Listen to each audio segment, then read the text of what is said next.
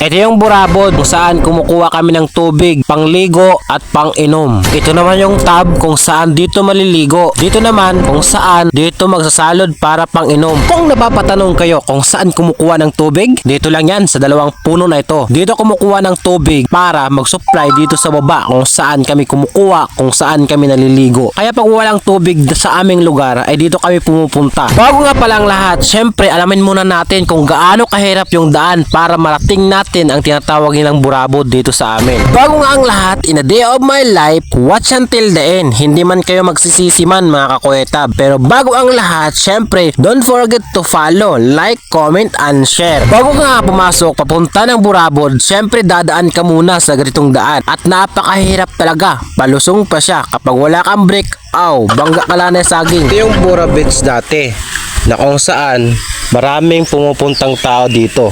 Pero ngayon ay wala na dahil na parang napabayaan or na-abandon na ito dahil sobrang tagal na din at sa mga dumaan na bagyo.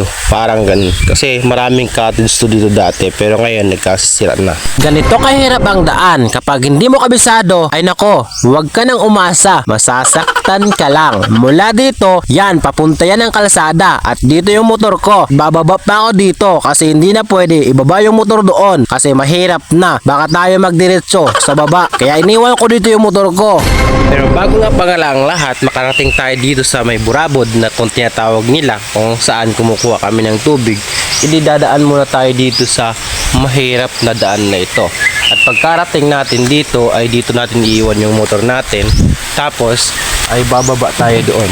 At sa mga oras na ito, pababa na nga tayo at daladala ko nga yung dalawang container lang kasi hindi natin kakayanin kung maramihan pa. Dahil sa umaga pa ay kakaunti pa lang yung tao at iniwan ko nga doon yung motor ko. Pagkarating ko dito, nakasalubong ko si nanay kasi nag-igib din siya. Pag narating mo ito, ganito ang itsura. Medyo masukal at magubat. Maraming damo kasi hindi pa nalinis. Ganito makikita mo dito. May tub at syempre may malinaw na tubig kung saan dito ka magsasawang maligo. Sa part naman dito din yung pwede kang makainom. At syempre, sobrang tamis ng tubig, parang mineral. Alam nyo kung saan ang galing ang tubig? Dito lang sa dalawang malaking puno na ito. Dahil tapos na ang aking pag-igib, ay syempre binuhat ko ng container. Dalawa lang to, sobrang bigat, parang basic lang, di ba? Hanggang dito lang nagtatapos ang ating video. I want to be vlogging, helping everything dito sa mundo nga nauga kalugod.